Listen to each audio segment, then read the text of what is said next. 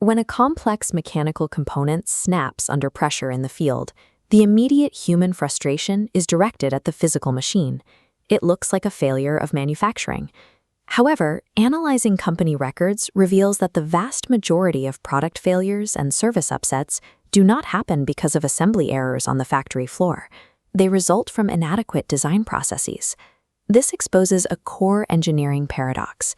Teams are tasked with mapping subjective, abstract human desires, like making a product feel safe or easy to use, to rigid, quantitative manufacturing blueprints. When that translation fails, engineers often overcompensate by adding features, which drives up the compounding cost of complexity. Mathematics dictates that simpler designs inherently have fewer components, meaning fewer points of potential failure and less chance of assembly error. Failing to systematically bridge the gap between ambiguous customer needs and precise technical specifications is the root cause of systemic product failure, driving massive financial loss. To eliminate design guesswork, organizations rely on a structured planning process known as Quality Function Deployment, or QFD. QFD is a rigorous operational framework. Its entire purpose is to integrate the voice of the customer throughout an organization, translating qualitative user needs into strictly quantitative manufacturing targets.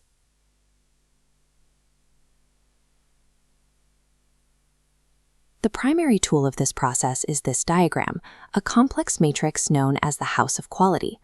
The resulting matrix represents a high-density technical data environment, mapping thousands of potential design intersections across a single grid. The House of Quality acts as an active mathematical engine. It forces every subsequent design, manufacturing, and control decision to strictly align with the original needs expressed by the customer.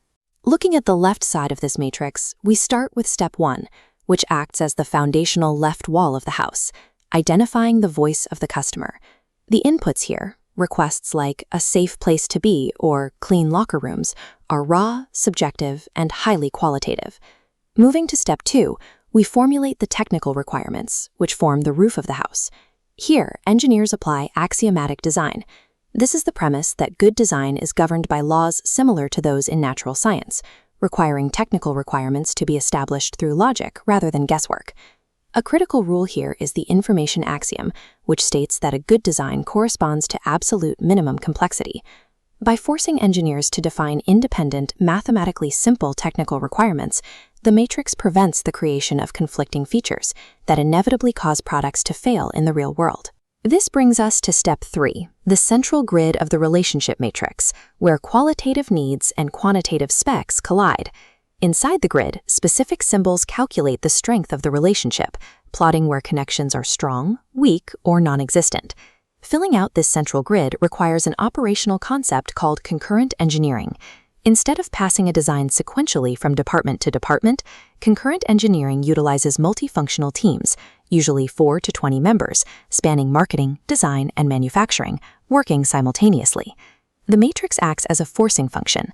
These diverse teams must debate and mathematically agree on exactly how a design choice impacts the user before they are allowed to move forward. Ultimately, this central grid takes siloed, subjective departmental opinions and turns them into a unified, mathematically verifiable consensus. Looking to the far right columns, we reach step 4, the competitive evaluation. Benchmarking against competitors grounds the matrix in market reality. Teams plot exact how competitor products perform against the exact same list of customer requirements. Down at the foundation of the house, we find steps 5 and 6, developing the final deployment targets. By synthesizing the relationship matrix data with the competitor data, the team locks in exact numerical engineering targets. At this stage, the translation is complete. Ambiguous human desires have been converted into actionable, rigid data ready for the factory floor. This diagram shows a wider view of the production pipeline. The House of Quality is just the first of 4 linked steps. The process cascades. The final output from the first house physically becomes the starting input for the second. This unbroken chain continues, translating component characteristics into process operations, all the way down to House 4, which establishes the final quality control plan. This linked, multi-matrix architecture mathematically guarantees that every operator on the factory floor is directly executing the original customer intent, without degradation. The ultimate physical output of these matrices looks like this schematic: target and tolerance design. The nominal dimension is the ideal target. Tolerance is the permissible variation, recognizing the difficulty of hitting that target perfectly. To understand the stakes, engineers use the Taguchi loss function. Calculating a $50 repair cost against the 0.02 tolerance reveals a harsh reality. Drifting from the ideal target creates compounding financial losses over time.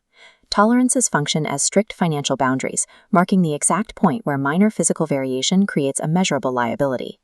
Product excellence requires abandoning siloed guesswork. It demands using axiomatic matrices to mathematically lock human desires to rigid, price-saving factory tolerances.